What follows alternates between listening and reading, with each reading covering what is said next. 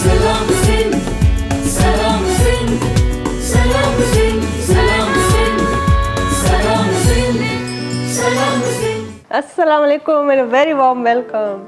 सुजाग सिंध खे सलाम सिंध। नाज़रीन, सुबुह जी शुरुआत थी चुकी आहे ऐं बहितरीन ख़ूबसूरत ॾींहुं आहे जंहिंजो हिकिड़ियूं ज़बरदस्त क़िस्म जूं वाइब्स थियूं अचनि पियूं ऐं तव्हांजी ऐं असांजी मुलाक़ात जेका आहे अॼोके ॾींहं ते आहे। ऐं छो त अॼु सुबुह सां कराची में ॾाढी ख़ुशगवार हवाऊं बि पई लॻियूं। गर्मी त आहे पर सुबुह सां सुठी हवा पई लॻी ऐं हवा सां वरी इहो थींदो आहे त इंसान खे थोरी गर्मीअ जो अहसास बि घटि थींदो आहे ऐं कल्ह राति जो फुड़ियूं बि पई पयूं मींहं जूं कुझु।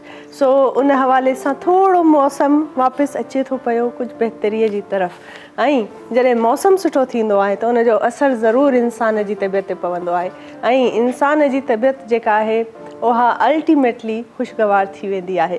जीअं इंसान अक्सर सोचींदो आहे त सुबुह जो थी मूंखे हीउ कमु करिणो आहे उहो कमु करिणो आहे ऐं अक्सर असां इहा ॻाल्हि कंदा आहियूं त सुठी पॉज़िटिविटीअ सां हर कम जी शुरूआति जॾहिं तव्हां कयो त तव्हां सुठी वाइब सां पॉज़िटिव थी करे सोचो ऐं सुठो जीअं चइबो आहे न त सुठो सोचींदव त सुठो थींदो। सो इहे शयूं जेके आहिनि इहे तमामु ज़रूरी आहिनि।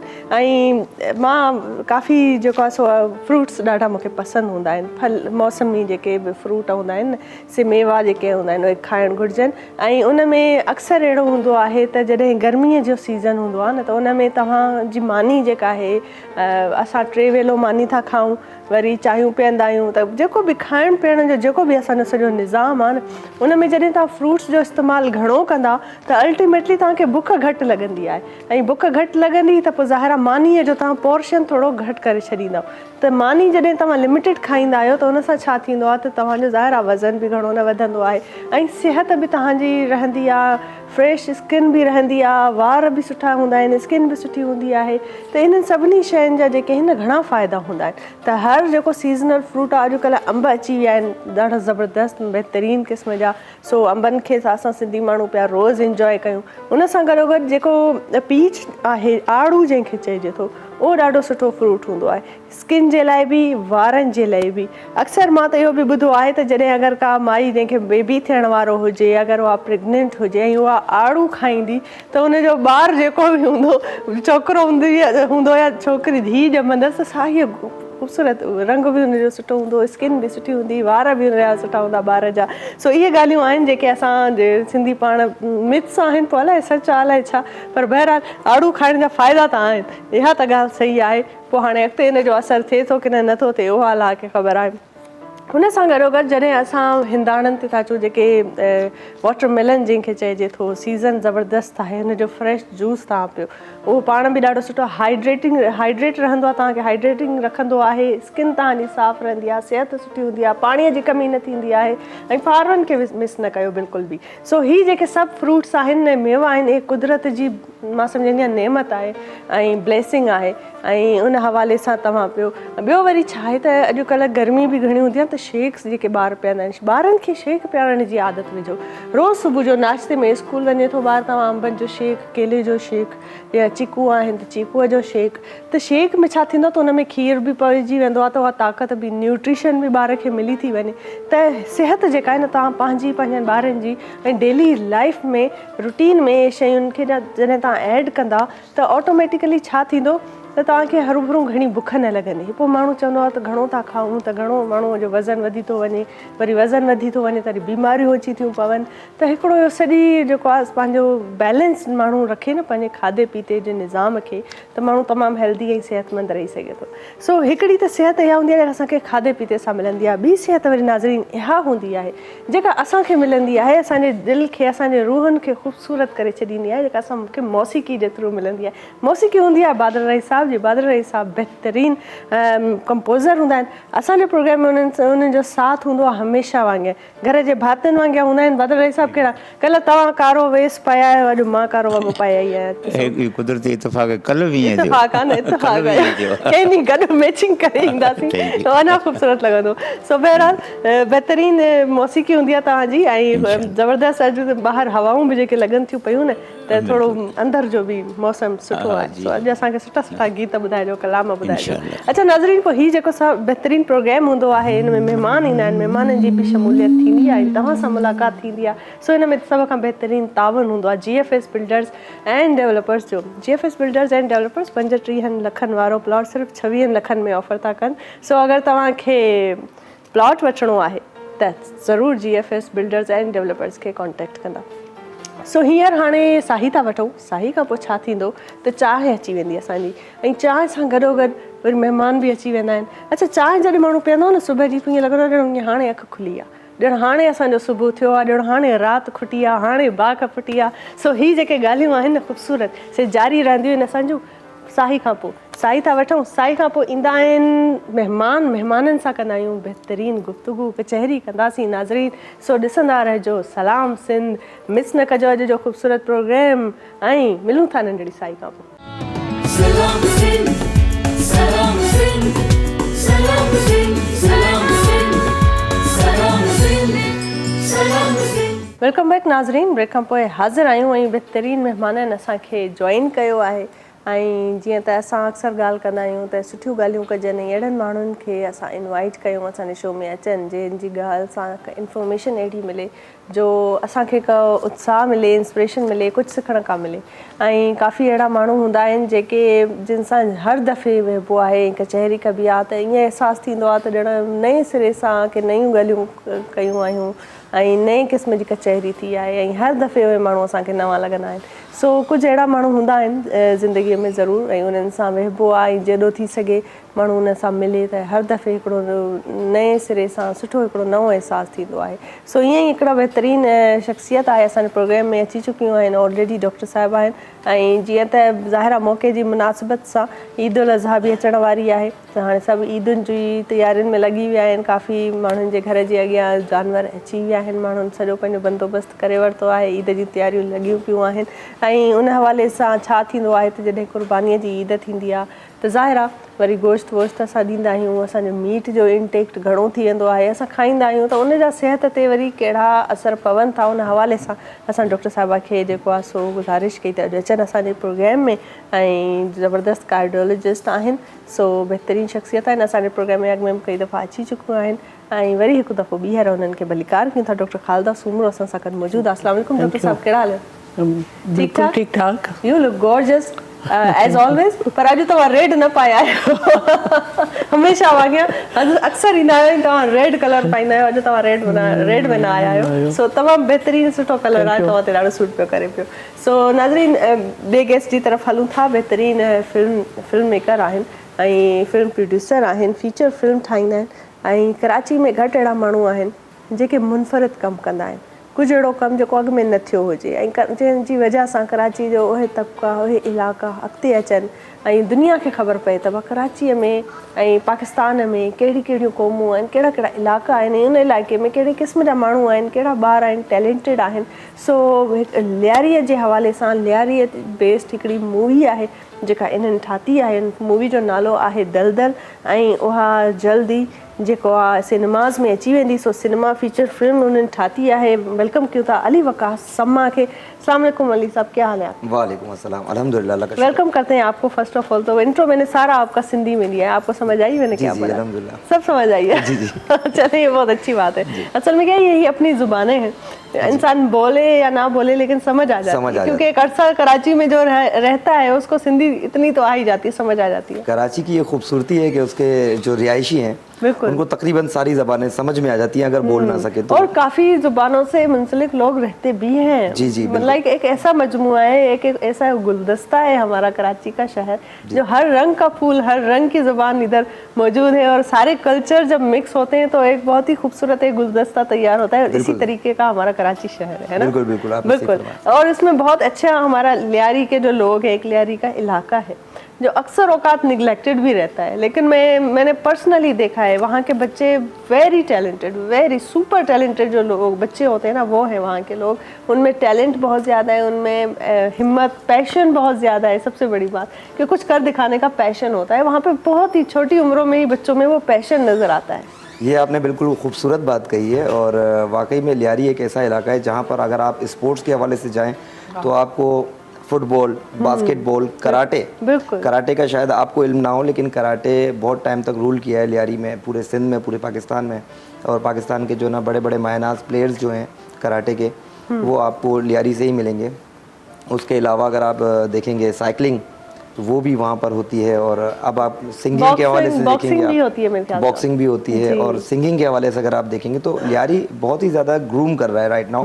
अगर आप उसको देखें तो वो हर जगह अपना नाम बनवाने की कोशिश कर रहा है। हमारे लड़के जो लियारी के वहाँ पे जो आवाम है, वो बहुत ही जो ना दरमियाना तबका आप कह सकते हैं, या उससे भी नीचे की तरफ आ सकते हैं, या मिडिल क्लास। जी बिल्कुल। लेकिन उसके साथ साथ आप अगर देखें तो उनके अंदर कुछ कर दिखाने की जो चाहत है, इतने मुश्किल हालात में, इतनी महंगाई में, लेकिन कर दिखाने की चाहत वो छोड़ते नहीं हैं जी। वो हमेशा मनवाना चाहते हैं अपना लोहा। और वो माशाल्लाह से आज मैं आपके साथ मौजूद हूँ, तो यहाँ पर भी अगर आप देखें, लियारी से आपका भी ताल्लुक है और मनवाना चाहते हैं। लेकिन मैं आपको ये बताना चाहूँगी, मनवा चुके हैं। बिल्कुल। काफ़ी ऐसे प्लेटफॉर्म्स हैं, जैसे स्पोर्ट्स से रिलेटेड तो बहुत सारी ऐसे प्लेटफॉर्म्स हैं जो दुनियावी सतह पर पाकिस्तान का नाम लियारी के बच्चे आगे दिखा के आए। और एक प्राउड हमारी कौम है, और प्राउड हमारा एक वो इलाका है, वहाँ के बच्चे हैं, और we all are so proud of them.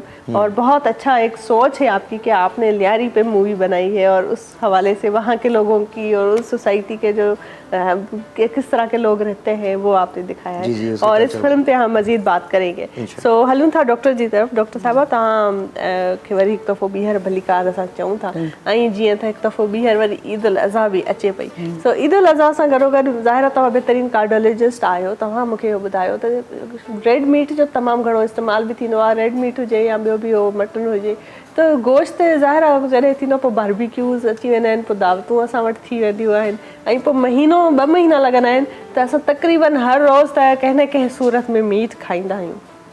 ॿारनि जे लाइ त चवंदा आहिनि त इहा ॾाढी सुठी ॻाल्हि आहे, पर ॿारनि जे लाइ बि जॾहिं तव्हां इंटेंसिटी हुनजी वधाए था छॾो त इन जा छा नुक़सान आहिनि, ऐं वरी उहे माण्हू जेके हार्ट पेशेंट आहिनि ऑलरेडी, उन्हनि खे छा करणु घुरिजे, तव्हां कहिड़ियूं तजवीज़ूं उन्हनि खे ॾींदा? ॾिसो, जॾहिं तव्हां गोश्त हिकदमि खाइण जो को नुक़सानु कोन्हे को हार्ट ते, उनजो लॉन्ग टर्म इफेक्ट पवंदो आहे। अच्छा, ठीकु आहे। कोलेस्ट्रॉल ऐं जेको बि उन जा ॿिया फ्रैक्शन्स आहिनि लिपिड प्रोफाइल जा, उहे लेटर ऑन वधंदा आहिनि, पर जेको इम्पैक्ट इमीडिएटली पए थो माण्हूअ ते, स्पेशली जेकॾहिं असां हार्ट पेशेंट जी ॻाल्हि कयूं था, त उहो आहे इंडाइजेशन। इंडाइजेशन आहे। जेकॾहिं तव्हां एक्सेस में खाओ था, असां सभिनी खे इहा ख़बर आहे त गोश्त जेको आहे सो देरि हज़म आहे, GI डिस्टर्बेंस कंदो आहे। त जेकॾहिं तव्हां उनखे घणे तइदाद में ऐं फ्रीक्वेंटली खाईंदव त उहो तव्हां डाइजेस्ट नथा करे सघो उनखे एतिरो जल्दी। सो इन ख़्याल खां एक्सेस में मीट खाइणु सही न आहे हार्ट पेशेंट्स जो GI डिस्टर्बेंस थींदो। नंबर 2, जेकॾहिं तव्हांजो मादो जेको आहे सो सही कमु नथो, मतिलबु गोश्त खाइण जे करे इंडाइजेशन आहे, या एक्सेस में तव्हां घणो खाई वियव, पेट भरे खाधो, त तव्हांजो मादो जेका खून जी बहकुरो उन तरफ़ ज़्यादा वेंदो, उनखे चइबो आहे कारोनरी स्टील सिंड्रोम।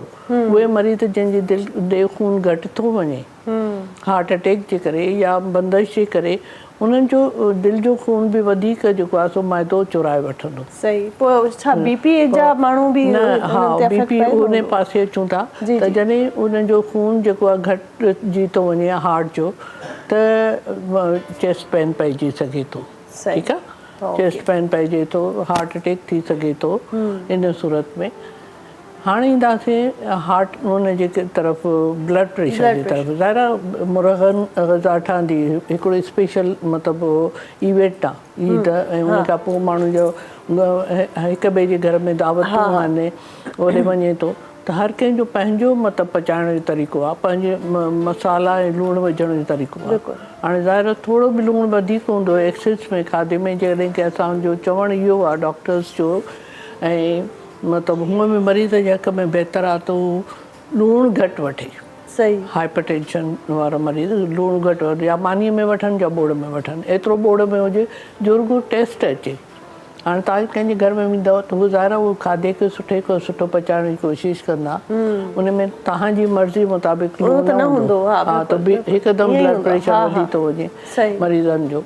हाणे इन में हिते जेको एहतियात वठिणो पए थो इहो आहे त तव्हां जेकॾहिं हिकिड़ो गोश्त वारी मील वठो था त उन जे लाइ तव्हांखे वरी 6-7 कलाक वेट करिणो पवंदो त जीअं उहो प्रॉपरली डाइजेस्ट थी वञे ऐं एतिदाल सां खाओ, एक्सेस में न खाओ, छाकाणि उन वक़्तु त तव्हांखे इम्पैक्ट न पवंदो, लेकिन एक्सेस में गोश्त खाइण लाइ, रेड मीट खाइण जे लाइ पोइ उन जो वरी इम्पैक्ट जेको आहे ज़ाहिर थिए थो कोलेस्ट्रॉल जी डिस्टर्बेंस, कोलेस्ट्रॉल जा जेके उन डिस्टर्बेंस सां। सो हिकिड़ो त गैप वधायो, ॿियो तव्हां उनखे मतिलबु मुख़्तसिर क्वांटिटी में वठो। नंबर 3, गोश्त जो इस्तेमालु उन सां गॾु मिलायल सब्जियुनि सां कयो।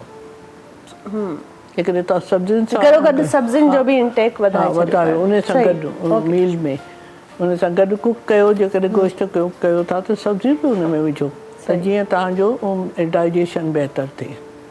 ठीकु, बहितरु। इहा ॾाढी सुठी तव्हां तजवीज़ ॾिनी आहे। ऐं अक्सर जाई बि हूंदो आहे त मुंहिंजा जेके भाउर भेनरूं आहिनि अक्सर ईद खां पोइ असीं जेके यंग जनरेशन आहे हाणे ट्रेंड अची वियो आहे त बारबेक्यू पार्टी था कयूं। पोइ हिकिड़े ॾींहुं हिकिड़े जे घर बारबेक्यू पार्टी हूंदी आहे, ॿिए ॾींहुं ॿिए जे घर, त लॻी त 3-4 ॾींहं असां बारबेक्यू पिया खाईंदा आहियूं। त बारबेक्यू सां गॾोगॾु जॾहिं तव्हां हुन में टमेटो या जेको आहे शिमला मिर्च हूंदो आहे, इहे शयूं बि उनखे सेकींदव त हिकिड़ो ख़ूबसूरत अञा सुठो सब्जियुनि जो इंटेक बि हुन में अची वेंदो ऐं टेस्ट बि अची वेंदो ऐं खाइण में बि सुठो टेस्ट लॻंदो। सो इन्हनि शयुनि खे हिते कमु कयो त असांजे खाइण जी हैबिट जेका आहे उहा चाहे असांखे जेॾो लज़ीज़ खाधो लॻे पर थोरो बैलेंस रखो। त हफ़्ते में हिकु दफ़ो कयो या 2 हफ़्तनि में हिकिड़ो दफ़ो का बारबेक्यू पार्टी कयो। सो इन शइ खे थोरो घटायो, छो त ज़ाहिर आहे फ़िलहालु त खाइण में लॻंदो आहे त ॾाढो सुठो आहे, टेस्टी आहे, हर रोज़ु दावत थियणु घुरिजे, पर अॻिते हली इहो तव्हांजी सिहत ते ख़राबु असरु करे सघे थी। ऐं हींअर वक़्तु थियो आहे त बादल साहिब जी तरफ़ था हलूं। बादल साहिब कहिड़ो गीत, कहिड़ो कलाम था अॼु असांखे ॿुधायो था ऐं बहितरीन ॻाल्हियूं त हलनि पियूं, ईद बि अचण वारी आहे। सो जेको आहे सो छा था ॿुधायो? इश्क जे मेवे रस्ब आहे, प्यार में मिलंदो कसब आहे।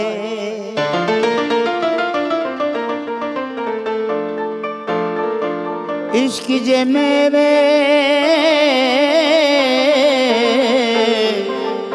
रस्ब आहे, प्यार में मिलंदो कसब आहे। पाण जे चाहियूं मिली सघूं था, कुझ त पंहिंजे वसब आहे।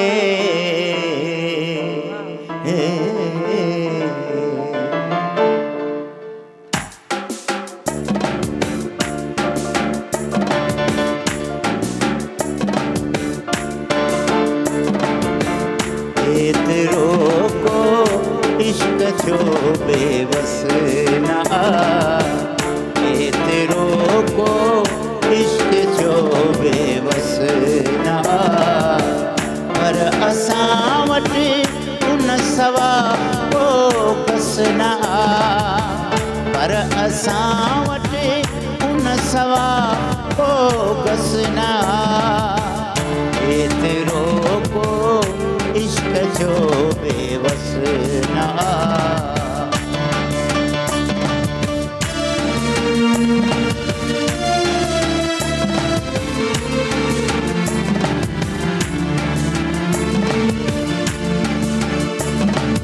तो जीअं हले मुर्गे ॾिसे रोए खिले,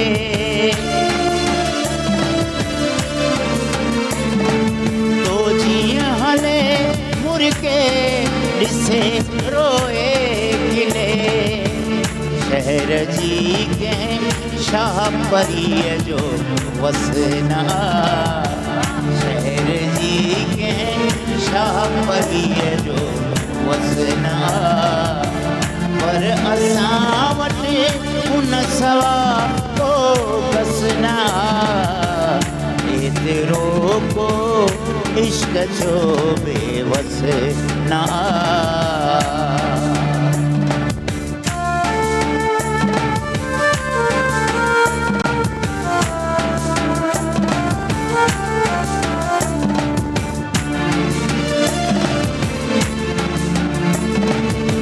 तुंहिंजे नैणन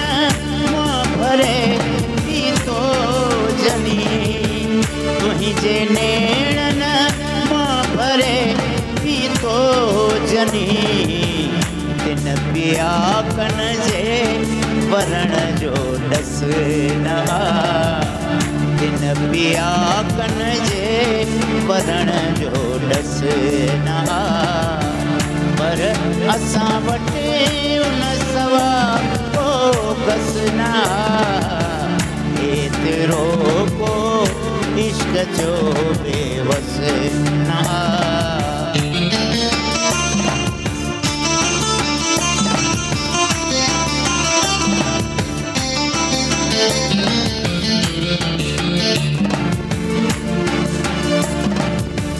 केतिरा मंज़र अखियुनि आहिनि ॾिठा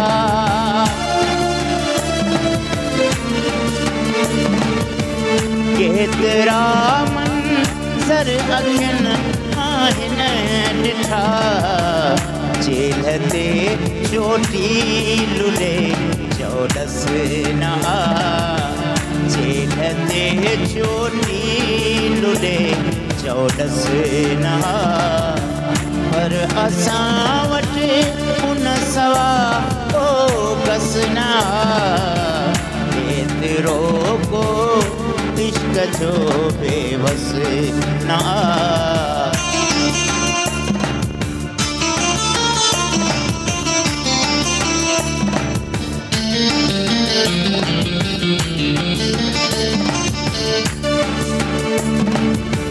तोखे ठाहे सोचियो हूंदो ख़ुदा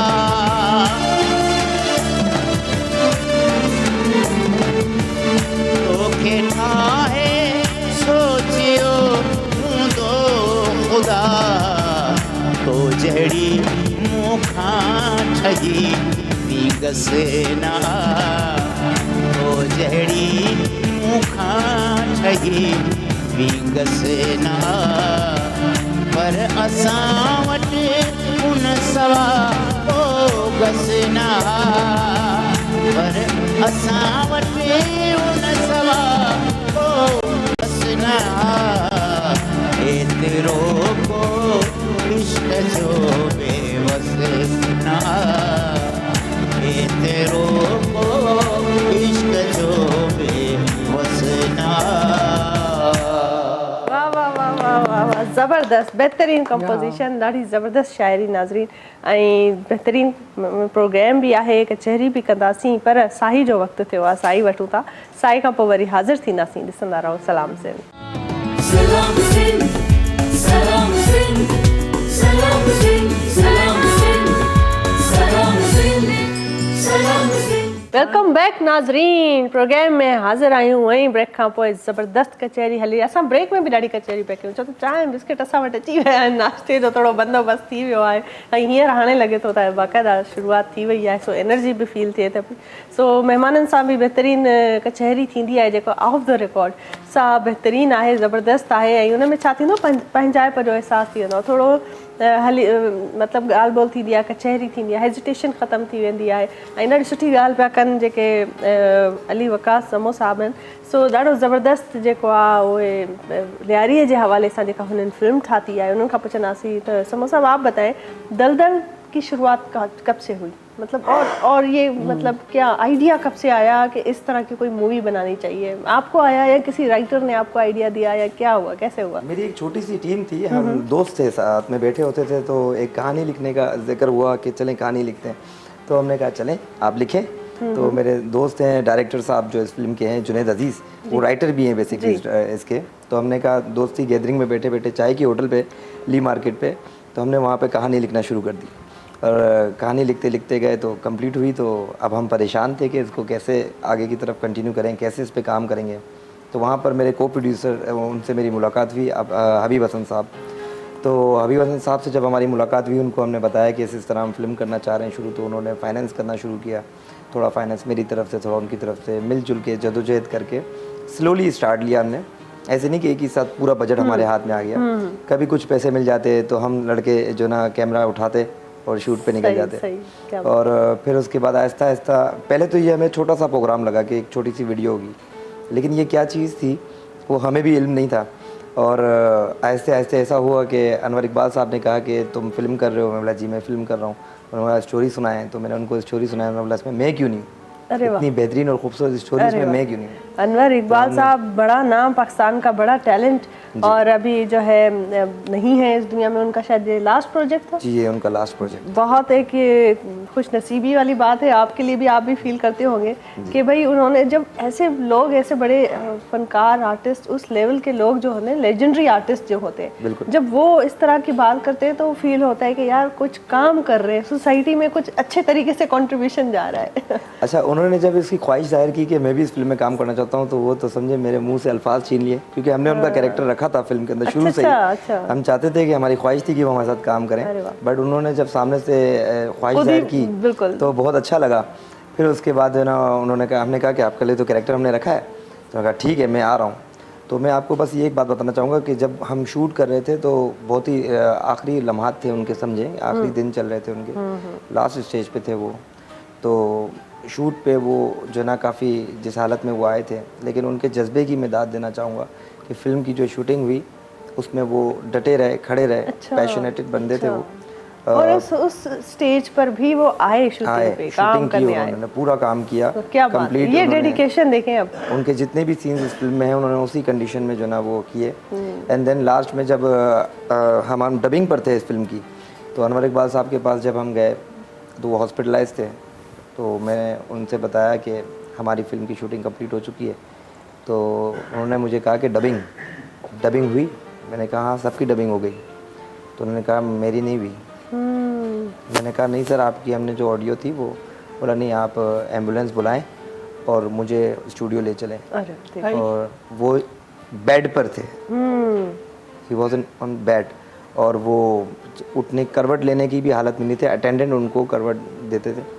तो इस कंडीशन में वो कह रहे थे कि मुझे आप गाड़ी बुलाएं और मुझे स्टूडियो जाना है और मुझे डबिंग देनी है। तो इतने पैशनेटेड थे वो, और ये हमारे लिए एक एजाज़ की बात है कि ऐसे शख्सियत के साथ हमने काम किया। जब मैं अनवर इकबाल मरहूम के, अल्लाह उनको जन्नत बख्शे, जब मैं उनका नाम लेता हूँ तो मैं कहता हूँ कि वो हमारे लिए एक उम्मीद थी और हमारे लिए एक पूरी किताब की तरह थी जिनको स्टडी करके हम बच्चे जो है ना वो सीख रहे हैं और काम कर रहे हैं। बिल्कुल बिल्कुल ज़बरदस्त। और बिल्कुल उम्मीद करती हूँ कि ऐसा ही कोई एक शाहकार होगी मूवी जब आएगी, और हम वी आर वेटिंग फॉर कि जैसे ही आए तो हम जो है ज़रूर उसको देखेंगे। और ज़रूर आप और कास्ट बताएं इसमें और कौन कौन है इस फिल्म के अंदर? हमारे साथ सलीम मेराज साहब हैं। अच्छा, और माशाल्लाह से जब ये सलीम मेराज साहब भी खुद एक बहुत बड़ा नाम है, ज़बरदस्त। आज के दौर में जो सबसे ज़्यादा काम करने वाला टैलेंटेड और वर्सेटाइल एक्टर है पाकिस्तान का। बिल्कुल मैं समझती हूँ सलीम मेराज बिल्कुल सही फरमाया। सलीम मेराज साहब, जब हमने उनसे मुलाकात की, जो उनको बताया कि ये फिल्म आप हमारे साथ, हम ख्वाहिश रखते हैं कि आप हमारे साथ करें, तो बेसिकली वो भी बिलोंग करते हैं लियारी से। तो जब हमने ये जिक्र उनसे किया तो उन्होंने कहा कि लियारी की फ़िल्म आ रही है, लियारी के बच्चे फ़िल्म बना रहे हैं। मैंने बोला जी हम फिल्म बना रहे हैं। तो उन्होंने कहा कि बस फिर मैं तो इसमें हूँ लाजमी, ऐसा हो ही नहीं सकता। तो ये कुछ ऐसी चीज़ें हैं जो जब हम फिल्म बनाने के लिए हमने शुरुआत की तो हमें नहीं पता था कि इतने बड़े बड़े नाम हमारे साथ जुड़ेंगे। और माशाल्लाह से अल्लाह ताला ने हम पे जो ना करम रखा, और ये सारे एक्टर्स, इतने बड़े बड़े लोग हमारे साथ थे। इस इवन के इस फिल्म का जो म्यूज़िक है, म्यूज़िक जो है ना उन्होंने शालम ज़ेवियर ने डायरेक्ट किया है, क्योंकि वो फ्यूजन ग्रुप के जो माशाल्लाह से बहुत खूबसूरत साउंड डायरेक्ट किया है। म्यूजिक इंडस्ट्री का बड़ा नाम है। जी जी बहुत बड़ा नाम है, वो हमारे पाकिस्तान का एजाज़ है। उन्होंने जो ना इस फिल्म का म्यूज़िक जो ना प्रोड्यूस किया, और बहुत खूबसूरत बात है ये हमारे लिए। जबकि आप देखें कि एक लियारी एक middle class lower class area, और वहाँ से इतनी बड़ी चीज़ आ रही है, और हमारे जो इंडस्ट्री के जो बड़े बड़े कदरदान हैं वो भी जो ना इस तरफ आके हमें जो ना वो अपने नेमतों से, अपने टैलेंट से नवाज रहे हैं। बहुत बड़ी बात है हमारे बहुत अच्छी बात है। और जो है उम्मीद करती हूँ कि आप ऐसे और भी कई प्रोजेक्ट करें, और जब जाहिर है ये मंजर आम पर मूवी आएगी तो ये डायरेक्ट, मुझे सिर्फ आपकी बातों से ही ऐसा फील हो रहा है कि लोगों के दिलों पे राज करेगी, क्योंकि ये हर रोज़मर्रा की ज़िंदगी का इसमें जिक्र होगा और डेली ज़िंदगी होगी, इसमें कोई फिक्शन नहीं होगा, कोई कहानी नहीं होगी। तो जब ऐसी कोई कहानी पर्दे पे आती है ना, जब इंसान की ज़िंदगी से वाबस्ता होती है, तो लोग ज़्यादा रिलेट कर सकते हैं उस चीज़ से। जी एक कॉलर को शामिल करते हैं। कॉलर हमारे साथ मौजूद है। हेलो, अस्सलाम वालेकुम। वालेकुम सलाम। जी भामुजा केर पिया ॻाल्हायो, किथां पिया ॻाल्हायो? तव्हां सुञाणो मूंखे? मां सुञाणा तव्हांखे? इहो ॾाढो मुश्किल कमु आहे। ज़फ़र रेगुलर आऊं कॉलर तव्हांजो थी विया, सुञाणो रेगुलर कॉलर थी वेंदो ज़फ़र। कल्ह बि मूं कई, पहिरीं कॉल मुंहिंजी यादि ॾियारियां। रहण खे थोरो नालो ॿुधायो, change करियो। नालो मुनीर ॿुधायो त अग्रवाल। महिरबानी थींदी, अॻिते वधबो, अॻिते ॻाल्हि ॿोल कचहरी करे सघंदासीं पाण। जी जी ऐं जेको लियारी डायरेक्टर वेठो आहे मुंहिंजो, हेॾां मोकिलियोसि हैदराबाद में त फिल्मूं विल्मूं ठारायूंसि, हा पाण ठाहे। बिल्कुलु हैदराबाद में असांजो ज़बरदस्त शहर आहे, ॿ पुलूं आहिनि, कोटड़ी जूं, जानशेरी जूं, जी जी। ऐं स्टेशन सॼो कमु वेझो, कब्रिस्तान सभु कुझु आहे हिते। अरे वाह, ज़बरदस्त, बिल्कुलु सभु कुझु आहे। ऐं तव्हां ज़रूरु जेको आहे सो अॻिते अगरि ईअं करे सघो त ज़ाहिर आहे अहिड़ा इलाइक़ा जेके पंहिंजा आहिनि उन्हनि ते मूवीज़ ठाहिणु घुरिजे। डॉक्टर साहिबा असां सां गॾु मौजूदु आहे, हुन सां को सवाल करणु चाहींदव? हुन इहो सुवालु आहे त माण्हू गोश्त जेको घणो था खाइनि, बदहज़मी थी थिए न, छा इलाज आहे? छा इलाज आहे बदहज़मीअ जो? छा इलाज आहे? गोश्त घणो भेड़ो था थियनि, ॾाढा मरीज़ थियो था वञनि। डॉक्टर साहिब छा चवणु चाहींदव भला? गोश्त लाइ छा? हा, छा चवणु? वॉक कनि, वॉक कयो बाबा, वॉक वॉक कयो। कयो त तव्हां जेका एनर्जी कंज़र्व थींदी।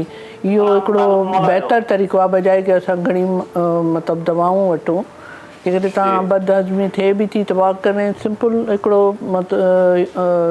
डॉक्टर खां पुछी करे दवा वठी छॾनि। शरबत जे फॉर्म में। ज़बरदस्त, मुंहिंजे ख़्याल में तव्हां ॿुधी विया हूंदव ऐं तव्हांजी वॾी महिरबानी त तव्हां कॉल कई ऐं नालो न पिया ॿुधाइनि। मुंहिंजी गुज़ारिश आहे त ॿिया जेके बि कॉलर्स कॉल कनि, पंहिंजो नालो ॿुधाइनि ऐं शहर जो नालो ॿुधाइनि, त अॻिते जेको आहे सो ख़बर पइजी वेंदी आहे त असांजो हिन वक़्तु प्रोग्राम कहिड़े शहर में, कहिड़े ॻोठ में, कहिड़ी कुंड में ॾिठो वञे थो ऐं उतां कॉल आई आहे त ख़ुशी थींदी आहे अञा वधीक। सो बहरहाल सुठो लॻो तव्हां कॉल कई ऐं तव्हांजूं क्यूरीज़ बि पहुतियूं। तो फिल्म की बात हो रही थी, हमारी फिल्म के हवाले से जब ऐसा होता है ना कि आपने कहा कि आजकल तो जैसे कहते हैं कि सोशल मीडिया का दौर है, ठीक है, अब तो इलेक्ट्रॉनिक मीडिया भी, टीवी भी अब लोगों ने देखना बंद कर दिया है और सिनेमा तो लोगों ने देखा है कि उसका तो बिजनेस ही ख़त्म हो गया है। तो जब इस तरह की बातें हो रही हैं, जब सिनेमा का वो एक फ्यूचर ख़त्म हो रहा है और अब आप एक मूवी ला रहे हैं, तो ये क्या पहले ऐसा कुछ नहीं था कि रिस्की है? ज़ाहिर है क्योंकि इन्वेस्टमेंट है बहुत ज़्यादा, मूवी बनाना एक बड़ा बजट होता है, तो कभी ये ख्याल नहीं आया कि यार बनानी चाहिए या ये पैसे किसी और जगह पे लगा लूँ कोई और बिजनेस कर लेता हूँ? देखें, सिनेमा किसी भी मुल्क का सिनेमा वो उसके सकाफत को उसको शो करता है और ये हमारी सकाफत है, ये हमारे जो पाकिस्तानी सिनेमा है। और इसको मेरी ख्वाहिश ये है कि आवाम से भी मैं गुजारिश करूँगा आपके चैनल के थ्रू कि वो इस सकाफत को छोड़े ना। आपका कल्चर जो ना इससे शो करता है, पूरी दुनिया को जो ना आप अपना कल्चर यहाँ से शो कर सकते हैं, टेलीविज़न के थ्रू आप अपना कल्चर शो कर सकते हैं। सोशल मीडिया है अभी आपके हाथ में, बहुत इजी अवेलेबल है कि आप उससे अपने जो ना वो जो भी पोस्टेज हैं तो वो आप डाल सकते हैं, इजी न्यूज़ गेन कर सकते हैं, इजी जो ना अपडेट्स ले सकते हैं। लेकिन सिनेमा में जब पूरा का पूरा आपका एक साथ बैठकर पब्लिक आवाम देखती है, उसका जो एक एंजॉइंग उसका जो मोमेंट होता है उसका वो बिल्कुल अलग। बिल्कुल। अभी रिसेंटली हमने इस फिल्म का प्रीमियर किया है। अच्छा। और आर्ट्स काउंसिल में हमने इसका प्रीमियर किया था कराची। हमें तो आपने बुलाया नहीं, ये कैसा प्रीमियर है भाई? ये तो नाइंसाफिया ना नाज़रीन, ता समझी सको था। इंशाल्लाह अभी दोबारा करेंगे तो अभी आपको बुला लेंगे। अभी जो दूसरी नई मूवी दूसरी बनाएंगे ना, उसके प्रीमियर में आपको इसका हमारी जो पूरी सिनेमा में टीम को रिलीज करेंगे वहाँ पे आ जाइएगा। अरे वाह, क्या बात है। अब हमारी पूरी सलाम सिंधी जी सारी टीम वेंदी ऐं असां दल मूवी ॾिसंदासीं ऐं ज़रूरु असां जेको जी, आपको अभी से इनवाइट कर रहा हूँ। अभी से इनवाइट, ऑनलाइन इनविटेशन अची विया असांखे, ऑन एयर इनविटेशन दे दिया आपको। सही तो कहने का मकसद ये कि आवाम से भी मैं गुजारिश करना चाहूँगा आपके चैनल के थ्रू कि कभी भी अपने सिनेमा को या जिस तरह से जहाँ से आपका कल्चर रिप्रेजेंट होता है उस जगह को कभी भी मत छोड़ें, क्योंकि वो आपकी पहचान है। सिनेमा आपका पहचान है, आपका जो टीवी चैनल है जैसे सिंध टीवी है, ये आपके सिंधियों की पहचान है। असल में बात ये कि ये सारे जो प्लेटफॉर्म्स है ना, जिसमें सिनेमा आ गया, इलेक्ट्रॉनिक मीडिया आ गया, इवन सोशल मीडिया भी आ गया, ये एक पुल का किरदार अदा करता है ना डॉक्टर साहब? ईअं ई आहे न।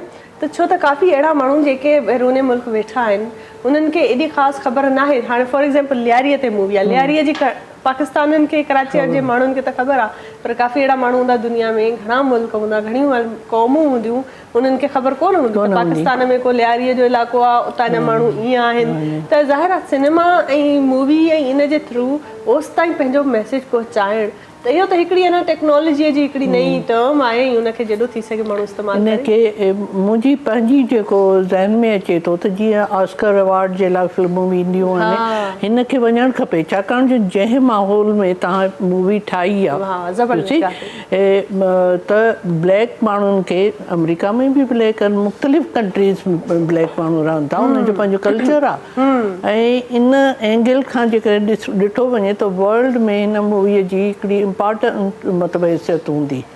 U have to send this movie for G. काफी ऐसे इंटरनेशनल फिल्म फेस्टिवल्स होते हैं, आप उसमें नॉमिनेटिंग के लिए अपनी मूवी को आगे देंगे तो इंशाल्लाह ये बहुत अच्छी सजेशन दिया डॉक्टर इसकी साहब। कोशिश भी हम कर रहे हैं और इंशाल्लाह जीतेंगे भी। लेकिन इसमें एक चीज आती है कि पहले हमारे अपने लोग हमें अपनाएं, करेंगे पता और इसी की कोशिश में हम आपके पास अरे जरूर अपनाएंगे। और आप जैसे लोग जिस तरह का आपने काम किया है, जो आपने कास्ट बताई है, तो ये तो वो लोग हैं जो ऑलरेडी दिलों पे राज कर रहे हैं लोगों के, और इनके देखने के लिए तो हर कोई आना चाहिए। एक चीज मैं आपको बताऊं कि जब हमने इसका प्रीमियर किया आर्ट्स काउंसिल में, तो तकरीबन माशाल्लाह से 2000 की जो ऑडियंस है हमें वहाँ पर आई, और हमने 6 शो ऑर्गेनाइज किए थे। अच्छा। हमने वो पुराना सिनेमा जो ना इंट्रोड्यूस किया दोबारा, अरे वाह, के री इंट्रोड्यूस किया, जो कि अभी इस वक्त कहीं खो सा गया है। लाइक अगर आप किसी बड़े मॉल में, किसी बड़े सिनेमा में जाते हैं, तो उसमें आपकी फिल्म एक वक्त लगती है, उसके बाद वो फिल्म दोबारा उसी वक्त उसी दिन नहीं लगती, उसके लिए नेक्स्ट डे आना पड़ता है, क्योंकि फिल्मों की बहुत सारी लाइन होती है। बिल्कुल। पहले ऐसा होता था 70s में 80s में कि एक सिनेमा में एक फिल्म लगती थी, और वो एक फिल्म 3 बजे 6 बजे और 9 बजे तीनों शोज, सारे 3 शोज वही चल रहे। आप जब फ्री हो आप आए अपने हिसाब से। कोई बंदा जैसे मजदूर तबका है, दोपहर में फ्री हो गया, तो वो आप 3 बजे फिल्म देख सकता है, और कोई ऑफिस वर्कर है तो वो 6 बजे आके दे सकता है। कोई ज्यादा लेट अगर उसकी होती है ऑफ, तो वो बंदा रात को 9 बजे आके फिल्म देख सकता है, एंजॉय कर सकता है। लेकिन इस वक्त इस तरह से हो गया है कि पब्लिक को जो ना वो जो फिल्म देखनी है, वो फिल्म दोपहर के 2 बजे लग रही है, और वो बंदा वहाँ पर नहीं अप्रोच कर सकता। ये एक बहुत बड़ा एक एज एन एक व्यूअर, एक सिनेमा व्यूअर, उसके लिए एक प्रॉब्लम होती है कि वो कैसे अपनी पसंदीदा फिल्म को जाके, फेवरेट फिल्म को जाके, और फिल्म लगे रहने का टाइम पीरियड भी 1 हफ्ता 7 दिन 8 दिन होते हैं जी। अगर वो गुजर गया तो उसके बाद वो फिल्म ना उनको ऑनलाइन कहीं मिलेगी, ना सिनेमा में कहीं मिलेगी, खास तौर पे। तो मैं ये समझती हूँ कि उसका पीरियड भी बढ़ाना चाहिए। लेकिन सिनेमा का मसला ये है कि जब फिल्म आपकी ऑडियंस आएगी नहीं, ऑडियंस दोपहर में आती नहीं, या रात को 2 बजे या 12 बजे ऑडियंस आती नहीं, तो उसके डायरेक्टर को भी नुकसान है, और फिर सिनेमा वाला कहेगा कि देखिए आपकी फिल्म के लिए तो लोग आ नहीं रहे। फिर प्रॉब्लम ये हो जाती है कि वो फिल्म चलती नहीं है, तो वो फिर सिनेमा से उतर जाती है। अब एक और नया बिजनेस आ गया ना, ये वही मैं आपको कहना चाहती थी कि जो सिनेमा का अपना बिजनेस है, उसका एक अपना है, वो भी एक दलदल है। अगर वो भी एक दलदल है, इसको अब वो भी समझ में नहीं आती। जो हमने जिस तरह किया कि हमने 6 शोज रखे, और 6 शो जो है ना वो माशाल्लाह से हाउसफुल गए। तो 3 बजे वाला शो जो आ सकता था वो आया। इस तरह से हमने 6 के 6 शो सैटरडे और संडे तीनों 6 के 6 हाउसफुल किए। तो ये चीज़ जो है ना, अगर दूसरे सिनेमा मालकान जो है ना, वो भी इसके ऊपर थोड़ा नजर सानी कर लें कि जो चीज़ पहले थी उसको दोबारा रिवाइव करें, मे भी शायद कि कुछ फर्क पड़ेगा। सही, जबरदस्त, बहुत अच्छी। जी जी जी, सवाल पूछी सकते। ये देखिए, अगर ये पाकिस्तान में सिर्फ ट्रेंड है कि लोग इतने सिनेमाज में जाकर ये फिल्में नहीं देखते, ग्लोबली अगर ये ग्लोबली तो ये नहीं है। आप देखें कि कहाँ कहाँ कैसी कैसी फिल्में बन रही होती हैं जिनको हम टीवी पर या मीडिया पर देख रहे होते हैं कि आज ये फिल्म बनी, आज वो इस मौजू पर बनी, उस मौजू पर बनी, उसने इतना बिजनेस किया जैसे सिनेमा में। पाकिस्तान में ये क्यों ट्रेंड है कि मतलब लोग सिनेमा में जाकर फिल्म कम क्यों जाते हैं लोग यहाँ पे हमारे यहाँ? यही रीजन मैंने आपके सामने रखे। टाइम्स आउट होते हैं, टाइम्स आउट हो चुका है कि आप जैसे मिसाल के तौर पे अभी लियारी की पहली बलोची फिल्म जो रिलीज हुई थी, जो बलोची ज़बान में थी, उस फिल्म के लिए एक बंदा गडानी से बेचारा, गडानी बलूचिस्तान की तरफ से वो बेचारा आया। वो प्रोग्राम जो था वो पहुंचा थोड़ा सा लेट हो गया, रास्ते का मसला था। तो जब वो पहुंचा तो 4 बज रहे थे, तो उसने टिकट के लिए कहा कि मुझे 2 फिल्म देखनी है। तो प्रॉब्लम ये हुई कि वो तो 2 बजे लग चुकी थी, और वो लग के ख़त्म हो चुकी थी। उसके बाद अब बोला आप तो कल आए, क्योंकि फिल्म दोबारा कल लगेगी। अब वो व्यूवर, उस बेचारे की कन्वेंस भी लगी, वो इतना दूर से आना जाना भी हुआ, और जब वो पहुंचा तो फिल्म रिलीज हो चुकी थी, वो फिल्म लग चुकी थी। तो इस तरह की जो प्रॉब्लम है, कस्टमर को, जैसे हमेशा कहते हैं कि कस्टमर जो है ना भगवान होता है, और कस्टमर ऑलवेज राइट, तो उनकी केयर मालकान को भी करनी चाहिए। इसका बेनिफिट सिर्फ एक फिल्म मेकर को नहीं होगा, इसका बेनिफिट जाहिर सी बात है कि आपके डायरेक्टर को भी होगा, और सिनेमा घर को भी होगा। सिनेमा की भी जो ना वो ज़्यादा जो ना उसको बेनिफिट मिलेगा। और एक जो असल बात जैसे आपने कही तब पता चलेगा कि फिल्म चली है कि नहीं। कि आपने 3 शो दिए, 3 दिन लगातार दिए, तो वो फिल्म अगर हिट होगी तो वो आपको रिजल्ट सामने आ जाएगा। ना कि एक दिन में एक ही टाइम फिल्म लगने पे वो रिजल्ट बहुत मुश्किल से आता है, बहुत मुश्किल से। या फिर ये किया जा सकता है कि अगर आप एक दिन में एक टाइम भी रखें तो एक दिन में एक टाइम जो है आपने अगर दोपहर के 2 लगाए तो दूसरे अगले दिन वाला टाइम आप शाम के 4 रखें। नहीं, इसके अंदर भी एक कन्फ्यूजन है। सिनेमा मालकान की तरफ से, जैसे कि एक सिनेमा निजी सिनेमा था, तो वो अपने जो ना सोशल मीडिया के ऊपर अपलोड करते हैं सारी चीज़ें। अब बहुत सारे लोग ऐसे हैं जो सोशल मीडिया अपलोड चेक नहीं करते या फिर उनको फॉलो नहीं करते। अब दूसरी चीज़ यहाँ पर ये आती है कि वो जब फिल्म की जो डेट है या टाइमिंग है वो तब बताते हैं पूरी एक रात पहले, 12 घंटे पहले, कि फिल्म में वो अपलोड कर दी कि फिल्म इतने बजे लगेगी। मतलब रात को मीटिंग करके एक हफ्ते का पूरा शेड्यूल लग जाता है। शेड्यूल पहले से अगर मेंशन हो कि ये फिल्म इस तारीख को इस टाइम को यहाँ को मिलेगी, हाँ। तो हम भी जो ना अपने लोगों को अपनी तरफ से मार्केटिंग करेंगे, ये फिल्म फला सिनेमा घर में फला टाइम पे लगेगी, आप आगे इसको वहाँ पर एंजॉय कर सकते हैं। ये बहुत अच्छी बात इन्होंने की है। और डॉक्टर साहब तव्हां खां इहो पुछणु चाहींदसि त जीअं तव्हां चयो त ज़ाहिर आहे हिकिड़ो मैसेज आहे न, ग्लोबली माण्हू पंहिंजो मैसेज तो हितां खां हुतां पहुचाए वञे। हिकिड़ो असांजे फिल्म जी ॻाल्हि थी हले, हाणे फिल्म में मां तव्हांजी इहो मेडिकल उन में थी आणियां त मेडिकल रिलेटेड फिल्म्स बि असां वटि घटि आहे। माण्हुनि खे ॼाण पहुचे। अक्सर मां ॾिसंदी आहियां इंटरनेशनली मां काफ़ी अहिड़ियूं सीरीज़ ॾिठियूं आहिनि प्राइवेट सोशल मीडिया प्लेटफॉर्म्स ते, जेके सिर्फ़ु डॉक्टर्स ते ऐं उन्हनि जी लाइफ ते, ऐं मतिलबु उन डॉक्टर्स में बि स्पेशली जेके अगरि हार्ट जा कार्डियोलॉजिस्ट आहिनि त उन्हनि जी अलॻि कहाणीअ ते मूवी। हाणे उन में उहो पेशेंट बि ॾेखारीनि था, उन पेशेंट सां उहो रवैयो कहिड़ो था रखनि उहो बि ॾेखारीनि था। त हाणे छा आहे त मां मूवी ॾिसी वरिती न, मूंखे इहो आइडियो थी वियो त हार्ट जा पेशेंट्स ईंदा आहिनि त उन्हनि खे सिम्टम्स कहिड़ा थींदा आहिनि ऐं उहे अचनि त उन्हनि सां रवैयो कीअं कजे, फर्स्ट एड में उन्हनि खे छा छा करणु घुरिजे। त इहा ॾिसो केॾी वॾी ॼाण आहे। मेडिकली फील्ड में इन हवाले सां बि त असां माण्हुनि में ॼाण पैदा करे था सघूं न, अगरि असांजूं मूवीज़ ऐं ड्रामाज़ इन फील्ड ते ठहणु शुरू थी वञनि, जेके इंटरनली थोरो डिटेल में ॾेखारनि त मसइलो छा थींदो आहे। असां वटि छा हूंदो आहे, सिर्फ़ु लव स्टोरी थींदी आहे। अगरि डॉक्टर्स जी कहाणी बि नी न त 2 डॉक्टर्स जी लव स्टोरी थींदी, शादी थी वेंदा, नहीं फिल्म ख़तमु थी वेंदी। हा न, तव्हां सही था चओ।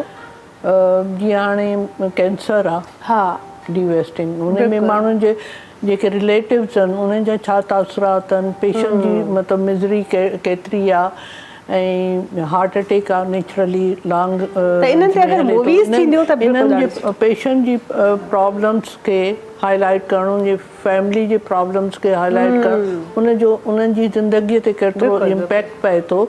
हिकिड़ो किरदारु अहिड़ो हुन में हुजणु खपे फिल्मुनि में जेको हिन जी ॼाण ॾे, ॼाण थींदी आहे। अल्टीमेटली जेका आवाम ॾिसंदी हुनखे बि ख़बर पइजी वञे त भाउ मतिलबु हीअं हूंदो आहे। डॉक्टर्स लाइफ इहा हूंदी आहे, हॉस्पिटल्स में एमरजेंसी जी सूरत हाल थींदी आहे त कीअं उते कमु थींदो आहे। सो ॾाढियूं सुठियूं ॻाल्हियूं आहिनि। नाज़रीन, ब्रेक वठूं था, ब्रेक खां पोइ वरी हाज़िर थींदासीं, कंदासीं बहितरीन कचहरी। ॾिसंदा रहो सलाम सिंध।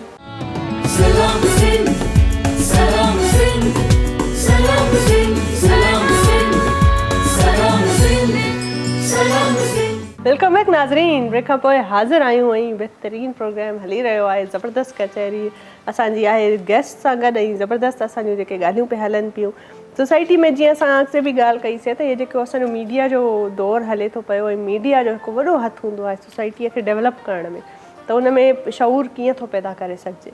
सो इन करे इन ई ॻाल्हियुनि ते ॻाल्हि ॿोल जारी आहे। ऐं डॉक्टर साहिबा असां सां गॾु मौजूदु आहे। डॉक्टर साहिबा खां पुछंदासीं त डॉक्टर साहिबा, जीअं त तव्हां ॿुधायो अॻु में बि त कोलेस्ट्रॉल जे हवाले सां, मीट जो इंटेक्ट घणो आहे, उन हवाले सां बि तव्हां ॻाल्हि कई। पर छा आहे त रिज़र्व बि घणो रखंदा आहिनि असां वटि अक्सर। हाणे इन कीमो ठही वियो, इन ई गोश्त जो असां कीमो ठाहे कबाब ठाहे रखी छॾियासीं, जेके 2-3 महीना पिया हलंदा आहिनि, उहे फ्रीज़ थिया पिया हूंदा आहिनि। ऐं वरी त पोइ छा मतिलबु इन जो को ख़ासि साइड इफेक्ट थींदो आहे सिहत ते? ॾिसे, प्रोलॉन्ग यूज़ जेको आहे मीट जो उहो कंदो। शुरूअ में त असांखे न लॻंदो आहे, ईद जे ॾींहंनि में हिकिड़ी लिमिटेड क्वांटिटी वठंदा आहियूं 2-3 ॾींहं। पर जेकॾहिं इनखे अॻिते हली वधाईंदासीं त रेड मीट खे, त उनजो इम्पैक्ट पवंदो, कोलेस्ट्रॉल वधंदो, सही, उनजा मुख़्तलिफ़ फ्रैक्शन्स वधंदा। त माना बहितर इहो आहे त तव्हां फ्रिजूं न भरियो, तव्हां विराए कुर्बानी छॾियो। जो कंसेप्ट ई इहो आहे त तव्हां जेकॾहिं गोश्त त विराए छॾियो त बहितर आहे, ग़रीबनि खे ॾियो जिन न खाधो आहे।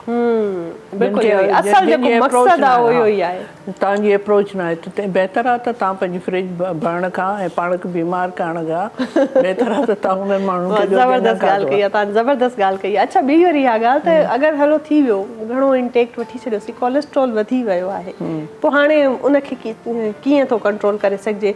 छा सिर्फ़ु दवाईअ सां ई करे सघिजे थो या डाइट जे थ्रू बि उनखे कंट्रोल? डाइट जे थ्रू त मतिलबु नेचुरली तव्हांखे डैश डाइट या जेको उहा डाइट वठणी पवंदी लेटर ऑन, जंहिंमें फ्रूट्स आहिनि, सब्जियूं आहिनि ऐं लिमिटेड अमाउंट आहे उनजो कुकिंग ऑइल जो ऐं लूणु घटि आहे, अहिड़ी क़िस्म जूं मतिलबु डाइट खे कोलेस्ट्रॉल जा जेके पेशेंट्स आहिनि उहे घटि ऑयल यूज़ कनि, घटि ऑयल बि यूज़ घटि कनि ऐं एनिमल फैट जंहिंमें तव्हांजो डालडा गिह आहे, सचो गिह आहे, जेको असां देसी गिह चवंदा आहियूं, मखण आहे, खीर ऐं ॾहीअ जी जेका मलाई आहे उहा चीज़ न वठो, मायोनीज़ जेको अवेलेबल आहे अॼुकल्ह, अहिड़े क़िस्म जी शयूं जंक फूड में जेके बि यूज़ थियनि थियूं उन्हनि खे अवॉइड कजे।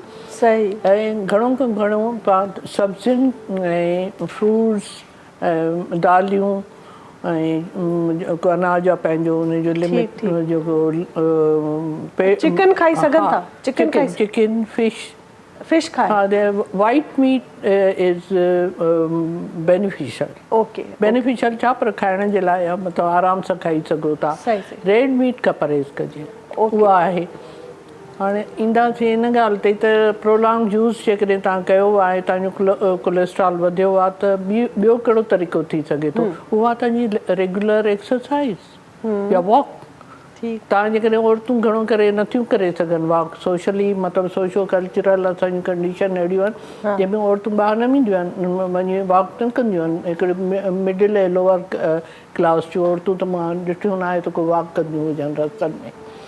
हाणे इन्हनि औरतुनि जे लाइ इहो आहे त जेकॾहिं घर में का एक्सरसाइज़ मशीन आहे पई त उन ते एक्सरसाइज़ कनि, या मतिलबु नंढियूं वॾियूं एक्सरसाइज़िस जेके टीवी ते सोशल मीडिया ते अचनि थियूं उहे घर में करे सघनि थियूं। नंबर 3 जेको आहे सो उन्हनि औरतुनि जे लाइ इहो एडवाइज़ेबल आहे त जेकॾहिं घर जा कम नंढा वॾा बाक़ी मतिलबु मासियुनि खे ॾियण या वाले करण जे घर में पोचो करणु, अहिड़े क़िस्म जी फिट रहंदियूं। मुंहिंजूं भेनरूं जेके न पंहिंजे सभु कम वारनि खे फारिग कनि, हाणे घर जी सफ़ाई झाड़ू पोचो पाण कयो, फिट रहंदो, जिम वञण जी ज़रूरत ई न पवंदी। पोचो इज़ बेहतर। ज़बरदस्त, इहा ॾाढी सुठी एक्सरसाइज़ बि आहे फिज़िकली बि। ऐं शायदि इहा ई वजह डॉक्टर साहिबु अॻु में जेके असांजूं ॾाॾियूं नानियूं उन्हनि जी उमिरि बि दराज़ हूंदी ऐं उहे एक्टिव बि हूंदियूं आख़िरी उमिरि ताईं। अगरि असांखे यादि आहे, हाणे जीअं मुंहिंजी नानी आहे या मुंहिंजी ॾाॾी हुई त मूंखे यादि आहे, हींअर न आहे, अलाह साईं हुननि खे जन्नत नसीब करे, पर मतिलबु माशाल्लाह हेल्दी रहियूं आख़िरी वक़्त ताईं, मोहताजी उन्हनि न ॾिठी ऐं मतिलबु लॉन्ग उन्हनि जी उमिरि बि वधी हुई ऐं उहे हेल्दी बि हुयूं, छो त उन दौर में ज़ाहिर आहे इहो कॉन्सेप्ट न हूंदो, सभु कम पाण कंदियूं। मूंखे यादि आहे मुंहिंजी जेका मामी हुई, मां उहो किस्सो ॿुधाईंदमि। She was 107 years old। ओह, 107 साल। मां हुनखे रीज़न पुछो, मां चयो मामी तव्हां बीमार न थींदा हुआ छा? वॉट शी सेड कि असांजा घर ॻोठ में वॾा हूंदा हुआ, उन में हलंदे हलंदे ई असांजी वॉक थींदी। उन चवण जो मक़सदु इहो कि असां जंड पीअंदा हुआसीं, जंड सां तव्हांजो केॾो एक्सरसाइज़ थी, उन में अटो कढंदा हुआसीं, इहो कंदा हुआसीं। ऐं पंहिंजे जेको जानवर हूंदा हुआ, मेहूं वग़ैरह, उन जे लाइ असांखे वञिणो पवंदो हो नियर बाय जेके बनियूं हूंदियूं उतां वञी करणो पवंदो हो। ऐं पाणी भरण जे लाइ समटाइम्स वञिणो पवंदो हो जेकॾहिं असांजो हिते भरिसां को खूह हूंदो हो। इहे त शुक्र आहे हुनजे घर जे अंदरि ई हो खूह, पर ॿियनि मायुनि खे जेको ॻोठ जूं मायूं आहिनि उते वञिणो पवंदो हो उन्हनि खे पाणी भरण जे लाइ। इहे सभु एलिमेंट हूंदा हुआ जेके उन्हनि औरतुनि खे एक्सरसाइज़ जे लाइ मजबूर कंदा हुआ। नंबर 2 खाधो। खाधे में ईंदासीं त हुनजी गोश्त त उहो हार्डली खाईंदा हूंदा ईद ते, सम्झो था। ऐं उन खां अलावा इहे जेको सब्जियूं फ्रूट्स हाँ, इहे ई भाॼियूं खाइबो। इहे खाईंदा ऐं अॼु बि असांजे ॻोठनि में सियारो हूंदो आहे त हर रोज़ डेली बेसिस ते उहा जेका पली हूंदी आहे साग हूंदो आहे उहो ठहंदो आहे, भई माना सब्जियूं हूंदियूं आहिनि ऐं सब्जियूं हुते पंहिंजूं पोखियल हूंदियूं आहिनि त अक्सर उहे बि ख़ालिस हूंदियूं आहिनि। असां वटि त शहरनि में जेके सब्जियूं मिलनि थियूं उन्हनि जी बि का ख़बर न आहे त उहे कहिड़ी कंडीशन में थियूं असांखे मिलनि। सो उन्हनि जो खाधो हेल्दी डाइट ऐं प्लस एक्सरसाइज। इसमें मैं एक छोटी सी बात ऐड करना चाहूँगा कि मेरा ताल्लुक कराटे से है और पाकिस्तान कराटे टीम में भी रह चुका हूँ। अच्छा जी, तो जो एक्सरसाइज की बात करें, बहुत सारे लोग बहाना करते हैं, जैसे कि अभी मिडिल क्लास फैमिली के बारे में बात आई कि मैं जो है ना वो एक्सरसाइज क्यों करूं, मैं सुबह निकलता हूं और मेरा यहाँ जाना और वहाँ जाना, ये काम वो काम, और एक्सरसाइज की ज़रूरत तो उन लोगों को है जो बैठ के काम करते हैं, लाइक कंप्यूटर ऑपरेटर हो गए या कोई बड़े साहब मालकान हो गए। प्रॉब्लम ये है कि आपकी बॉडी जो है ना वो आदी है वो नॉर्मल वर्किंग की जो आप करते हैं सुबह से लेकर शाम तक, तो आपकी बॉडी जो आप वेट गेन कर रही है तो वो उसी हालत में कर रही है, क्योंकि आप उसको आदत है कि ये बंदा उठता है 2 घंटे ये काम करता है, 3 घंटे ये काम करता है, फिर रात को यहाँ होता है, सारा दिन घूमता है फिरता है, फिर भी फैट आ रहा है। वो जैसे कि मिडिल क्लास फैमिली के अंदर अक्सर ये मसला आता है कि मैं तो यहाँ जा रहा हूँ वहाँ जा रहा हूँ, फिर मेरा वेट, मैं सारा दिन सुबह को खड़ा रहता हूँ रात तक खड़ा रहता हूँ, फिर भी मेरा वेट क्यों बढ़ रहा है। इशू ये होता है कि आपकी बॉडी उस चीज़ की आदी है। सही, ठीक है ना, तो आपने उसके अलावा उसको टाइम देना है। बेसिक चीज है अपनी बॉडी को टाइम देना।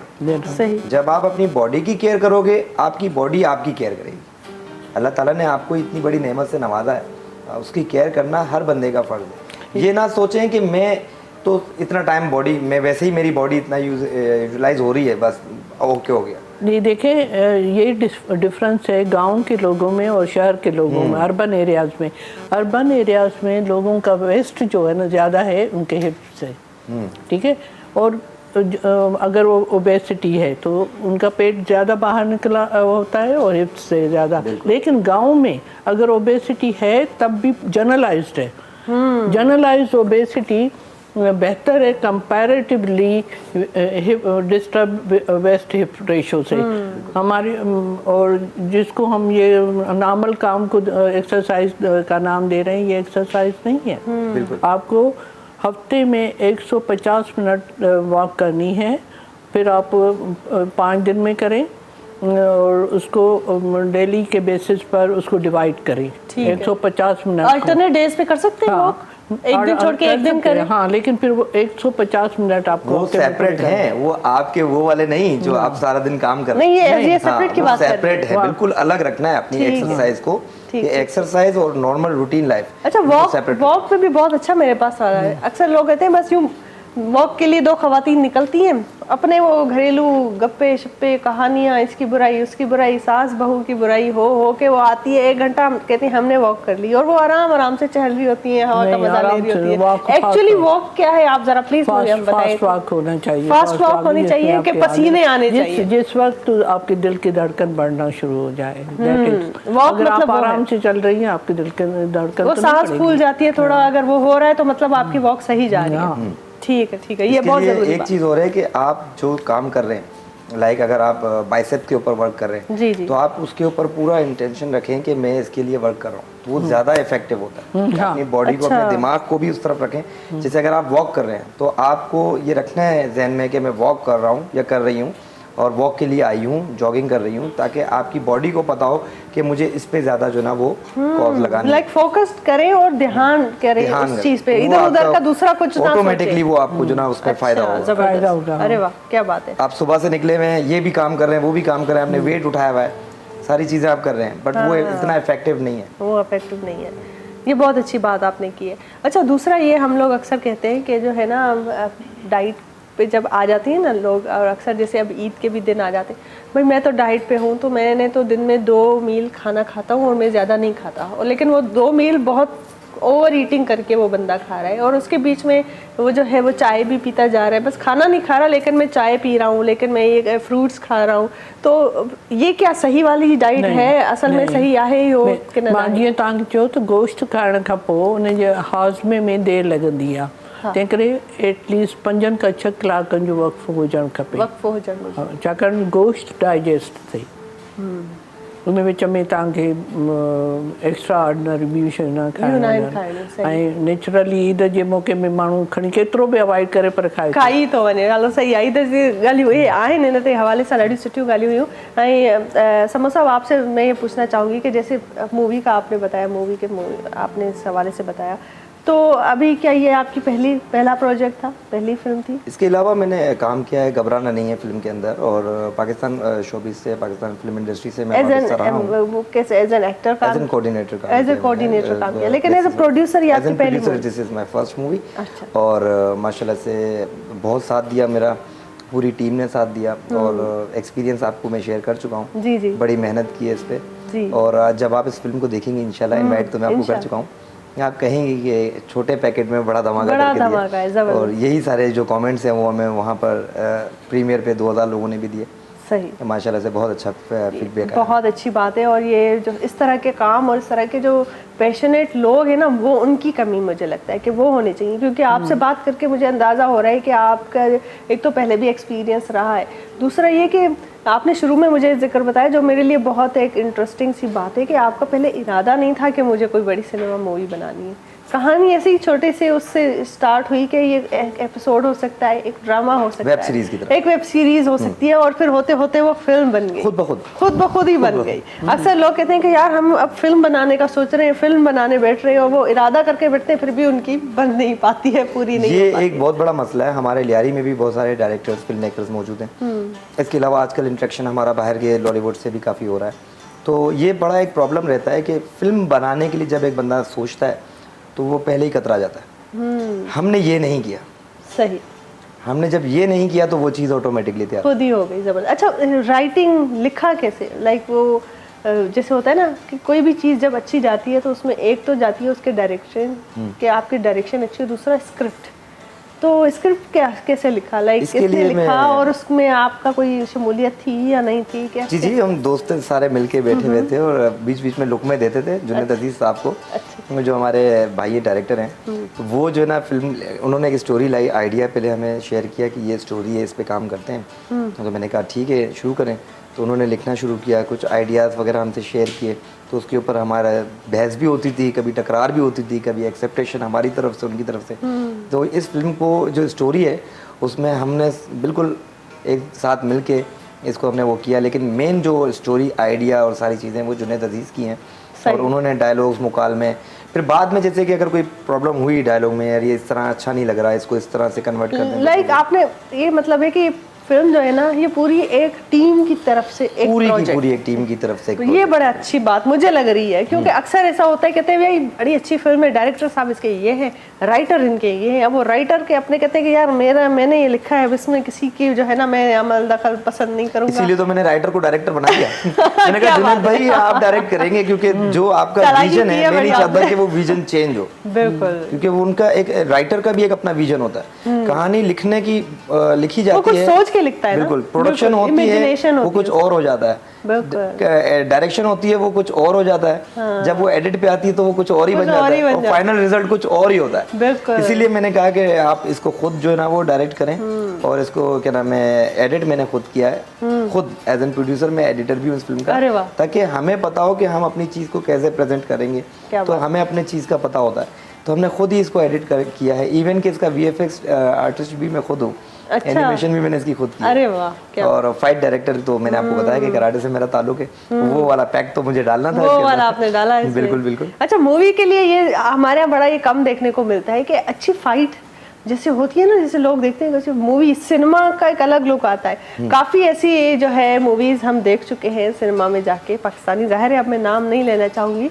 लेकिन वो देख के आते हैं, ऐसा लगता है बड़ा पर्दा है लेकिन ड्रामा देख कर आए, वो फिल्म वाली फील नहीं आती है, जैसे बड़े पर्दे पे फिल्म वाली फील आती है ना, वो यहाँ पे कम मिलती है। प्रॉब्लम हमेशा रहती है कि ड्रामा डायरेक्टर जब मूवी बनाने जाता है तो वो प्रॉब्लम हो जाती है, या फिर एक मूवी डायरेक्टर ड्रामा बनाए तो भी प्रॉब्लम हो जाती है। ऐसा नहीं है, क्योंकि ये एक अलग अलग डिपार्टमेंट है।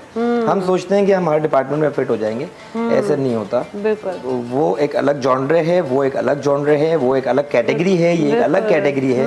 जब आप और वो एक्टर्स भी सेम ही अब आ गए, ड्रामा वाले ही मूवी में आ रहे हैं। भी फर्क होता है, आपकी जो ड्रामा डिटेलिंग होती है उसमें काफ़ी डिफरेंस है उस फिल्म डिटेलिंग के अंदर, क्योंकि उसमें आपने सीन्स आपके पास कम होते हैं, 2.5 घंटे होते हैं या 2 घंटे होते हैं या मैक्सिमम 3 घंटे होते हैं, इससे ज़्यादा तो फिर पब्लिक बोर हो जाती है।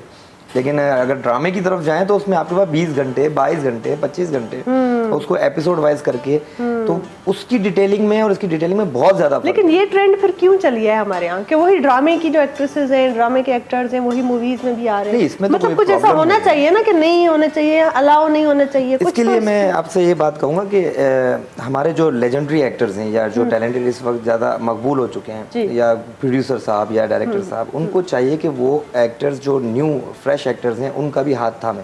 बिल्कुल, क्योंकि एक बहुत अच्छी आर्टिस्ट जो होता है वो उसके अंदर आंखों के अंदर एक चीज़ होती है कि वो पहचान जाता है कि टैलेंट है इसमें। बिल्कुल, जब आप टैलेंट देखें किसी नए बंदे के अंदर, जरूर मौका तो भी उसे मौका दें। बिल्कुल, बहुत क्योंकि अच्छी आपकी आंखें हैं, और आप ये दुनिया पहचानते हैं भर कि में उसके हो अंदर रहा क्या है, टैलेंट ये सब यहाँ पे नहीं, पहली बार नहीं होगा। अगर होगा तो आप दुनिया भर में देखें, हर इंडस्ट्री, हर लेवल की, आप हॉलीवुड ले लें, बॉलीवुड ले लें, हर साल ये जो अवार्ड्स होते हैं ना, अगर 10 अलग अलग किस्म के अवार्ड हो रहे हैं तो 10 अलग अलग किस्म के अवार्ड्स में एक अवार्ड होता है जो न्यू कमर actor, debut actor female and debut actor male, बिल्कुल। ये होता है। इसका मतलब कि हर साल आपने एक नया टैलेंट शामिल किया है अपनी इंडस्ट्री में, तो आप जब लोगों को मौका नहीं देंगे तो कैसे आपको नया टैलेंट? ये तो मैं कह रहा हूँ ना कि आपने मौका देना है, और मेरे हिसाब से आपके अंदर टैलेंट है कि आप सामने वाले के अंदर टैलेंट, ये एक बड़ा टैलेंट है कि आप सामने वाले के अंदर देखो कि इसके अंदर टैलेंट है। एक हमारे अंदर भी टैलेंट है कि बीच बीच बात में कैसे ब्रेक ले सकते हैं। सो नाज़रीन, ब्रेक जो टाइम थियो आहे, साही जो टाइम आहे, साही था वठो, साही खां पोइ वरी हाज़िर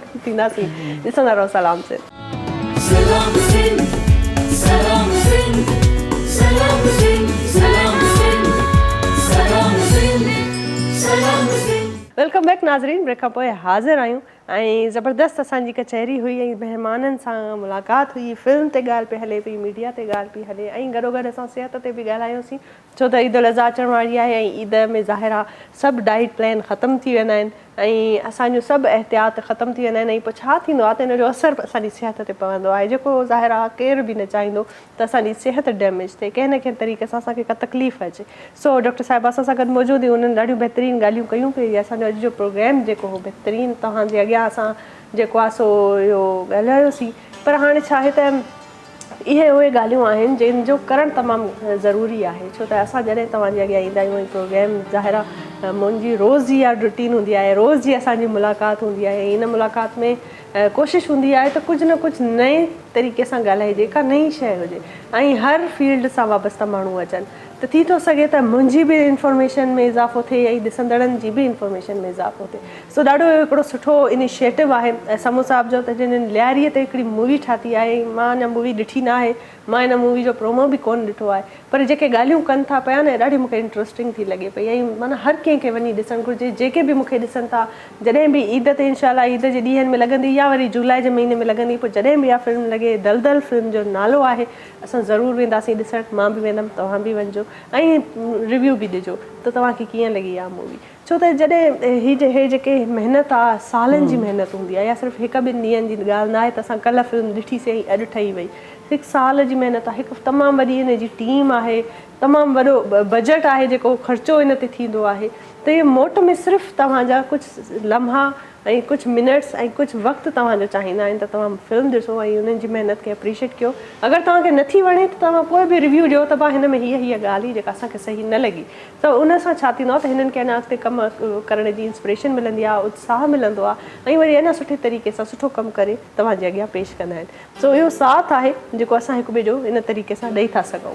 ऐं थैंक यू कंदासीं समूह साहब के। Sir thank you so much first of all कि आप आए और बहुत अच्छा लगा आपसे बात करके, और जिस तरीके से आप काम कर रहे हैं आप करते रहिए। और ऑफ द रिकॉर्ड जो मैंने आपको एक सजेशन दिया ना, थोड़ा सा आप उस पर सोचिए। वो हम कर रहे हैं, आप बेफिक्र रहें, करेंगे ना, करेंगे ये भी। जी जी करिएगा, क्योंकि इससे क्या होगा कि हमारा जो है ना, मैं वैसे बता देती हूँ अपने नाजरीन को कि मैंने इनको ये सजेशन दी है कि आप जब भी आप मूवी बनाएं, आप जैसे अभी आपने लियारी को लाए हैं, उस पर मूवी बनाइए, फिर आप किसी थर की मूवी बना लें, कोई हैदराबाद की कोई स्टोरी पे मूवी बना ले, क्योंकि ये हमारे इलाके, ये पाकिस्तान है, ये सिंध है, ये पूरा पंजाब ले ले हम, कोई भी कहीं किसी भी इलाके का आप कोई बात कर रही हैं तो मैं ये छोटी सी अनाउंसमेंट कर देता हूँ बगैर रिवील किए अच्छा कि मैं सिंध के ऊपर फिल्म बनाने की कोशिश कर रहा हूँ जरूर और सिंध का जो कल्चर है उसको जो ना वो हम सामने लेकर आएंगे। तो बहुत ही खूबसूरत स्टोरी है, बहुत ही ज़बरदस्त, और मुझे यकीन है कि जब ये फिल्म का ट्रेलर आएगा तो हर सिंधी जो ना इसके सॉन्ग्स के ऊपर भी और इसकी मूवी की जो कैप्चरिंग हम करेंगे इंशाल्लाह उसके ऊपर। और जब भी आप बनाएं आप गाड़ियों उसमें पर नहीं बात कीजिएगा। जी जी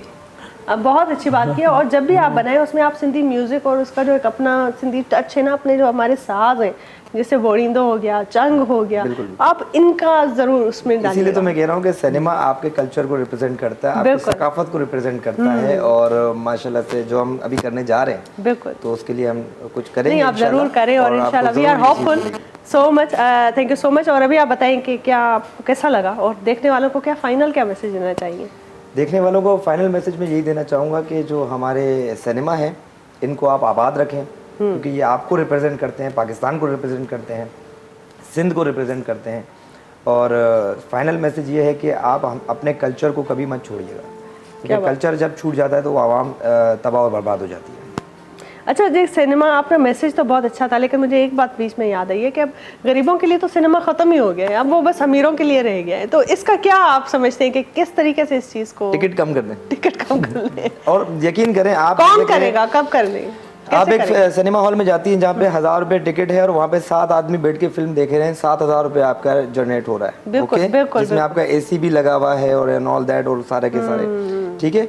अब आपका टिकट है 500, 250, 300 और 100 आदमी बैठ के फिल्म देख रहा है, तो आप मल्टीप्लाई कर लें। नहीं, लेकिन वो जो पहले की हमारी मूवीज होती थी, सदर में हमारा कैप्री सिनेमा होता था, एक प्रिंस होता था, निशात होता था, तो ये सारे जो होते थे वो भी तो सही होते थे, या क्या अभी वो बिल्कुल भी काम नहीं कर रहे या काम कर रहे हैं? वो काम कर रहे हैं, छोटी बजट की फिल्म। तो फिर क्या वजह है कि वहाँ पे ये वाली फिल्म जैसे आपने बोला वहाँ पे नहीं लग रही?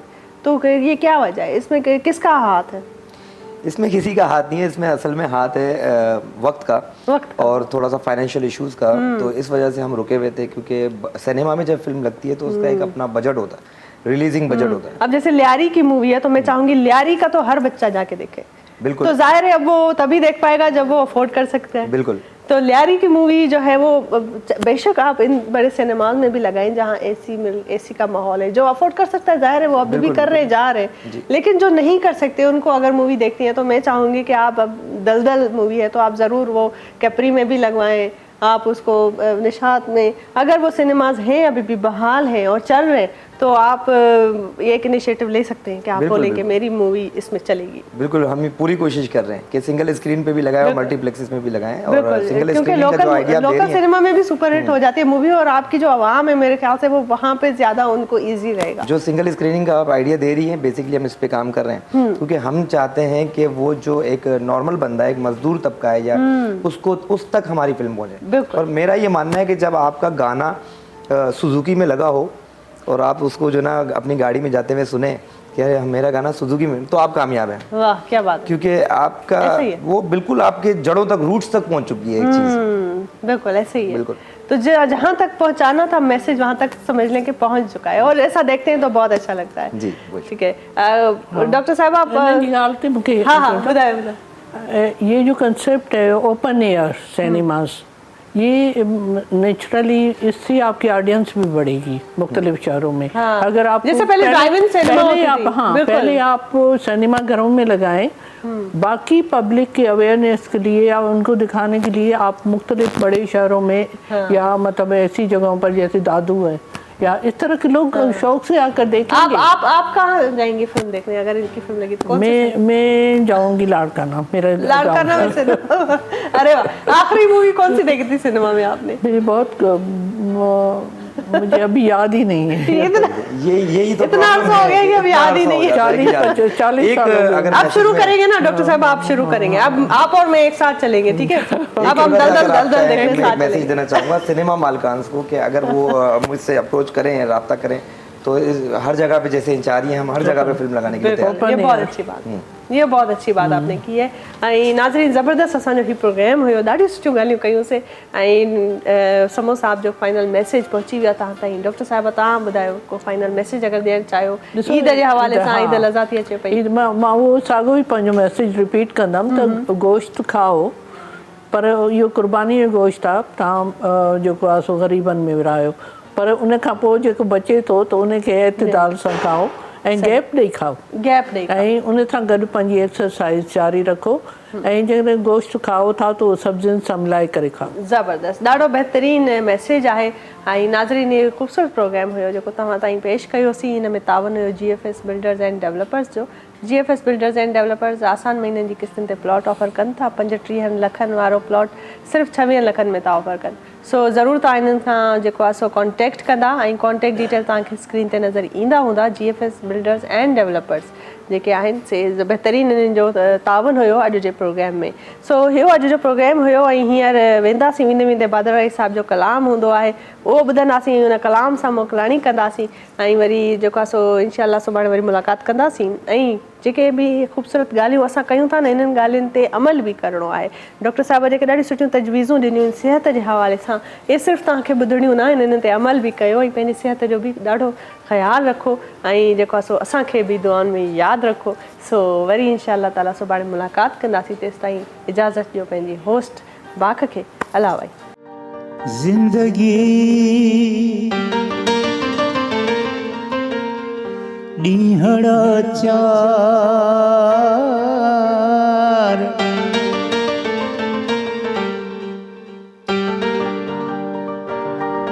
जिंदगी ॾींहड़ा चार हलिया वेंदासीं, अच त करियो प्यार हलिया वेंदासीं।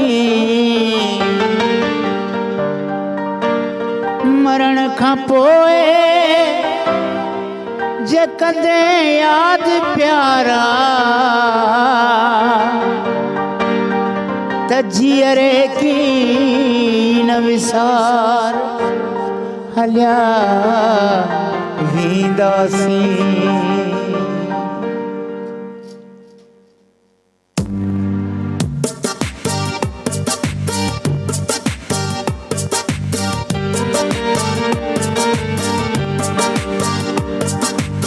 वरी वक्त मूं ते कई मेहरबानी,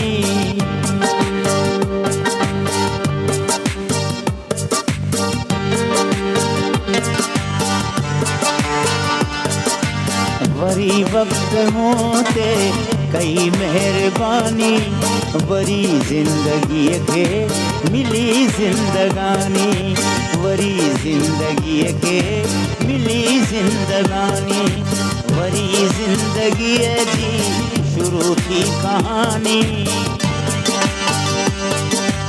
वरी ज़िंदगीअ जी शुरू थी कहानी, वरी ज़िंदगीअ खे मिली ज़िंदगानी, वरी ज़िंदगीअ खे मिली ज़िंदगानी।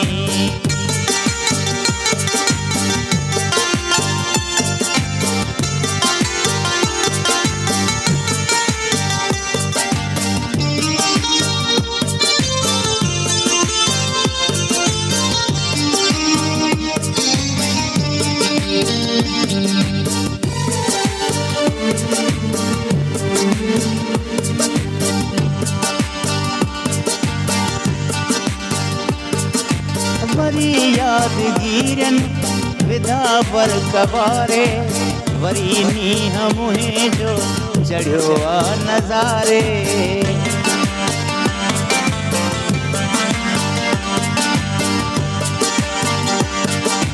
वरी यादगीरन विधा पर कबारे, वरी नीह मुहे जो चढ़ियो आ नज़ारे, वरी ज़िंदगीअ जी वरी ज़िंदगीअ में नओं मोड़ आयो, वरी ज़िंदगीअ में नओं मोड़ आयो, वरी शाम हर का लगे थी सुहानी, वरी शाम हर प्यार का लगे थी सुहानी, वरी वक्त मोते कई मेहरबानी, वरी जिंदगी के मिली जिंदगानी।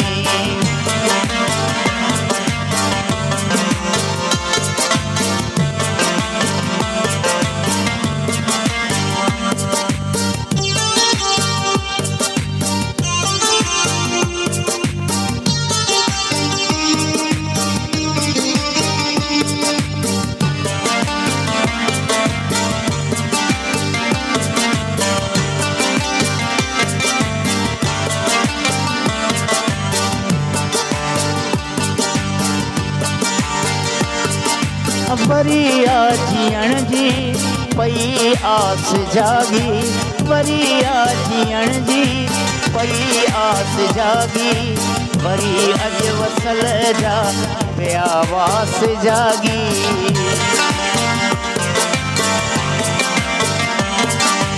वरी जीअण जी पई आस जागी, वरी अॼु वसल जा पिया वास जागी, वरी जीउ मुंहिंजो झूमी पियो आ,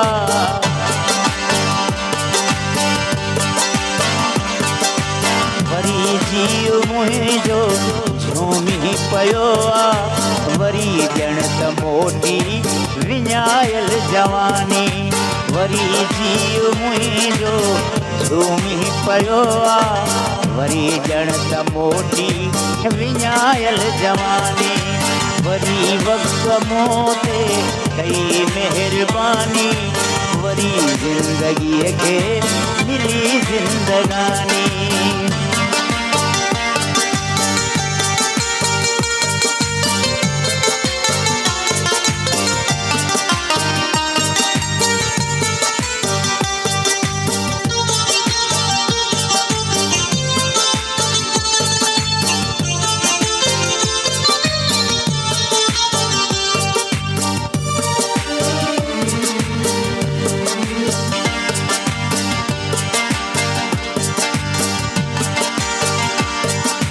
वरी इश्क तकवी, वरी इश्क तकवी खणी साज़ आयो, वरी इश्क तकवी खणी साज़ आयो, वरी कंहिं वसल जो तंबूरो वॼायो,